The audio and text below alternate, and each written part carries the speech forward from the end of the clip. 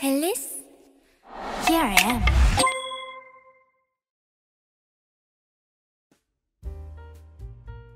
Hello everybody. Today we'll talk about the girl group EVERGLOW that debuted to much success in 2019 as a 6-member piece. After releasing successful albums back to back, fans expected the group to grow even stronger. However, after one member left to her home country and the group not releasing any new music in over a year, the situation is quite worrying. We'll go over EVERGLOW's entire career, their company, and try to figure out what's happening. A special thank you to the members of the EVERGLOWverse Discord server for helping with sources, material, and information. Yuehua Entertainment was founded back in 2009 and is a multinational entertainment group with its home in China. The group is large with involvements in television production and distribution, movie production, artist management and training, as well as music and video production and entertainment making. The company branched out to South Korea in 2014 and established a Korean branch there, appointing the former head of Pledis Entertainment as co-CEO.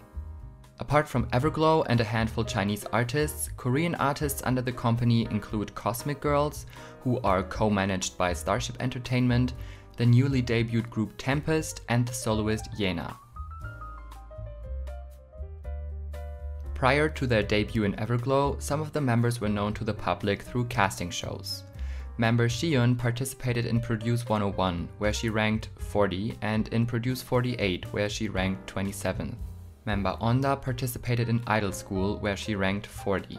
Yiren was also a contestant on Produce 48 and was even voted as the top visual on the show. She was eliminated, ranking in spot 28.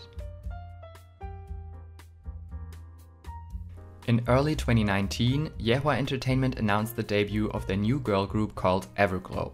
The members were introduced through short films, revealing them to be Xiun, Ayu, Mia, Onda, Aisha, and Yiren. On March 18th, the first single album Arrival of EVERGLOW was released, peaking at number 6 on the Circle album chart with over 28,000 physical copies sold. The music video for their title track Bonbonchocolat has surpassed 115 million views on YouTube.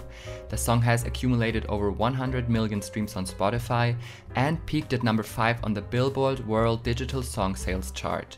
Performances of the group all amassed millions of views, and the interest in the group was extremely high.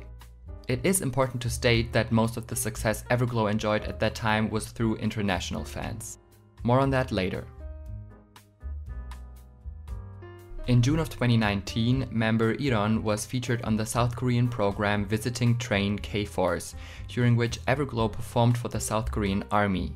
Following the incident, Yuehua Entertainment received a warning in 2020 by the Chinese law enforcement for having allowed its entertainers to engage in a performance that was detrimental to national dignity. Yuehua Entertainment apologized for the matter, writing, "Our company stands firmly in line with the motherland and rejects all actions harmful to the interests of the country." Just a few months after debut, EVERGLOW returned with their second single album titled Hush, featuring the track Adios. Just as their debut did, Adios became extremely popular in a short amount of time and even peaked at number 2 on the Billboard World Digital Song Sales chart. With 28,000 physical copies sold, the album was able to live up to the debut. The music video for Adios has also surpassed 100 million views on YouTube, and did so before their debut music video did. It now sits at over 160 million views, with over 100 million streams on Spotify as well. On September 24th, EVERGLOW received their first ever music show award on The Show. Fans of the group called Forever celebrated, but it didn't take long for fans of the group Dreamcatcher, who took second place, to claim an error in the scores. Both groups had a high chance to win, and according to the correct scores, EVERGLOW did win rightfully. Fans of both groups used different tracking periods, which led to different winners. Despite the fact that both groups were very deserving of the trophy, EVERGLOW was attacked for receiving the win, mainly due to the fast spreading of the calculations that would have led to Dreamcatcher winning that day. Keep in mind, none of the groups have ever had any participation in the calculation of the scores. Yuehua Entertainment stayed silent on the matter, and so did the broadcaster, which led to even more hate sent towards the members. In February of 2020, EVERGLOW released their first mini-album titled Reminiscence, alongside their lead single Dun Dun.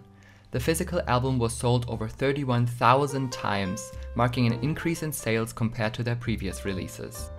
The title track became the most streamed song by the group on Spotify, with over 125 million streams, while the music video became their most viewed one with over 265 million views as of today.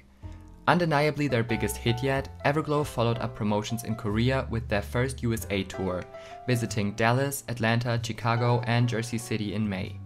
Their last show, scheduled to take place in Los Angeles, had to be cancelled due to the pandemic. During that time, hate towards member Mia started to skyrocket, as she was given the most lines in the title tracks, as well as the dance break in Dun Dun. Yuehua Entertainment, responsible for these decisions, did not respond to the hate. After the success with Dun Dun, EVERGLOW followed it up with their second mini-album, including title track Ladida, which also became a massive hit among K-pop fans. The song amassed over 88 million streams on Spotify. The music video has also surpassed almost 120 million views as of now. The physical album was sold almost 50,000 times, marking a huge increase in sales for the group. In February of 2021, member Aisha was accused of bullying during her school years online. The rumors spread like wildfire and people began attacking her online. Yuehua Entertainment denied the allegations very quickly, but most of the damage was already done. Keep in mind that this happened during a time in which loads of idols were accused of bullying during their school years. They also started taking legal action against two malicious netizens who posted the false information. Member Aisha stopped posting on social media completely and did not appear apart from official schedules. It took the entire year for Aisha to be fully cleared of the rumors, as the people who accused her came forward to apologize for spreading the false rumors. In June, EVERGLOW held an audio-only livestream in which a man was heard yelling at someone in the background. Yuehua Entertainment deleted the replay from the official account, which made fans worry even more. #ProtectEverglow started trending on Twitter and fans demanded an explanation for the situation. Member Yiren later clarified that the staff member was shouting because of bugs in the studio. However, many fans did not believe the explanation. After almost 9 months since Ladida, EVERGLOW returned with their third single album Last Melody, featuring their title track First. The song peaked at number 5 on the Billboard World Digital Song Sales chart and has surpassed 39 million streams on Spotify. The music video for the song has surpassed 90 million views as of now. The physical album was sold 52,000 times, marking yet another increase in sales. EVERGLOW was also able to win their second music show trophy on June 1st. At the end of August, EVERGLOW also released a special song called Promise for UNICEF's Promise campaign, showcasing their diverse talents once again. In December that same year, EVERGLOW returned once again with their third mini-album titled Return of the Girl. The album was sold 46,000 times physically, marking a decrease in sales compared to their two previous albums. Pirate, the title track of the album, peaked at number 13 on the Billboard World Digital Song Sales chart, their worst charting position up to that point. Pirate has reached 32 million streams on Spotify as of now. The music video has surpassed 61 million views until now. Starting the new year, EVERGLOW continued promotions for their mini-album Return of the Girl. During a fan meeting held on January 2nd, all members did a traditional Korean bow as New Year's greetings, while Chinese member Yiren was seen waving her fists in the Chinese style of New Year's greetings. Just meant as a small gesture, the incident blew up online and Yiren became a hot topic of discussion. Many Chinese netizens praised her for sticking to her Chinese roots, while Korean netizens criticized her heavily for being too proud to do something respectful for her Korean fans.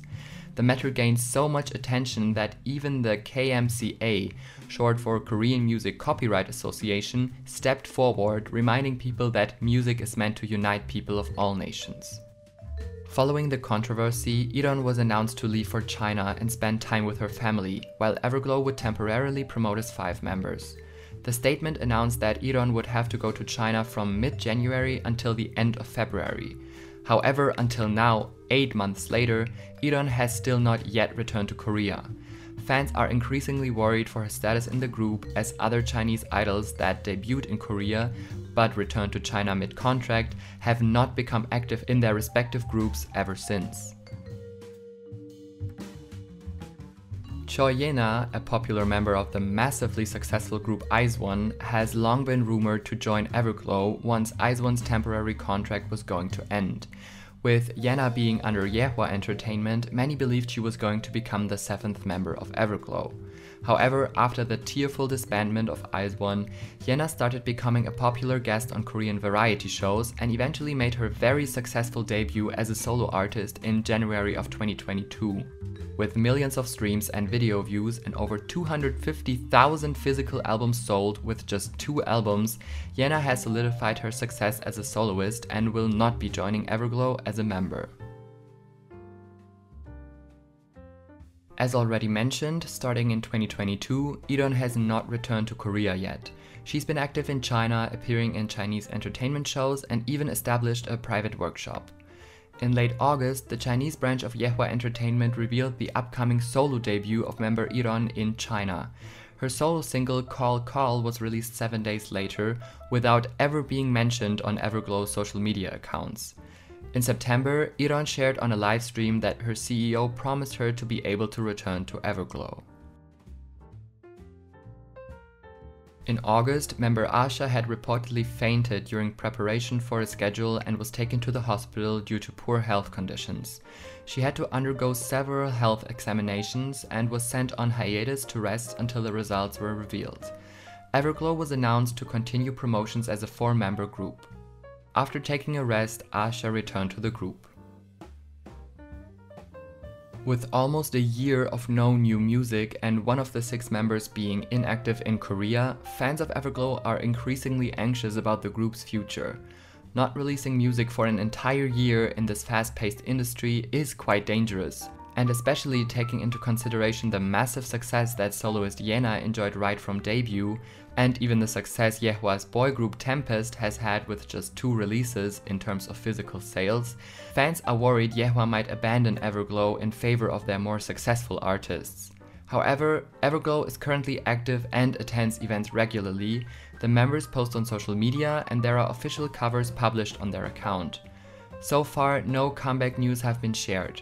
During the summer, EVERGLOW joined concerts in Saudi Arabia, being the first K-pop girl group ever to do so, followed by London and Japan, and even held their first solo concert in Kazakhstan in August.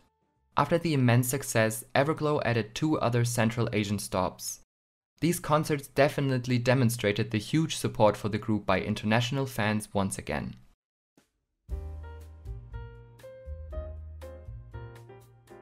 As already mentioned, throughout their entire career, EVERGLOW have struggled to gain a stable fan base in their home country South Korea. Most of their success comes from international fans, as the concert show, not Korean fans. One main factor in the situation is Yuehua Entertainment itself. Being a Chinese company, many Korean people refuse to support the group because of its Chinese management. With Yiren being a Chinese member, they have found a perfect outlet for that hate, and antipathy against her especially is openly shared. The relationship between China and South Korea has a long history and can't be explained thoroughly here. But in South Korea, antagonism against China is indeed growing. As many comments by Korean netizens prove, they avoid the group because they dislike China. That, on the other hand, plays a huge role in the handling of Yiren's Boeing controversy. A small gesture that could have been overlooked was blown up and became a huge controversy in China and South Korea alike, because of the history the countries have with each other. With the start of the pandemic, many entertainment agencies started struggling financially, mainly due to the lack of promotional activities. Fans have noticed that Yuehua Entertainment cut down on promotions for EVERGLOW when the pandemic hit. Following the cancelled show in Los Angeles, EVERGLOW has not been promoted as well as before. With Ladida hitting big, the company should have supported the group better. With their 2 latest albums showing stagnant sales and success on streaming platforms, Yuehua Entertainment might not see the potential to promote them better, when in fact they play the main factor in the success of the group. Something that has to be taken into consideration is the flood of new debuts that followed after EVERGLOW's debut in early 2019. With big companies putting out countless groups, the interest in already existing groups usually decreases, and the general public focuses on the next big new thing. This factor might have contributed to the situation EVERGLOW is in right now, but is not exclusively their problem. As already mentioned, most of EVERGLOW's fanbase is made up of international fans. When posting new content, Yuehua Entertainment does not always provide English subtitles for their videos, even with 1.8 million subscribers. This hinders fans from fully connecting with the group. On top of that, EVERGLOW does lack content between comebacks. With months between music releases where hardly any content is released, support and interest from fans dies down. Especially taking into consideration the amount of viewers of their channel, Yuehua Entertainment should produce more content for the group. Apart from not supporting EVERGLOW as well as needed, Yuehua Entertainment have made some drastic mistakes in the past that worry fans a lot. When member Aisha was falsely accused of school bullying, loads of hate was sent her way. Fans noticed she was emotionally distressed and stopped posting on social media completely for months. She even shared that she feared being hated by her former fans and hurting the image of the group. Yuehua Entertainment did not provide the help and support for her during that difficult time, which led her to suffer even more. The same happened to member Yiren when she was being attacked and humiliated online. The company did not step in to protect her but rather sent her home. The V-Live incident is another factor that worries fans. The staff member screaming in the background was never properly explained, and fans are worried about the treatment of the company towards EVERGLOW. It also seemed that the members only got their phones more than 2 years into their career. As you probably know, our channel mostly focuses on lesser known groups, so looking into this group with millions of views and streams was quite unusual for us. But the success itself is the most frustrating part. EVERGLOW does have it all. They have amazing music, a huge and very dedicated fan base, and the most talented and hardworking members.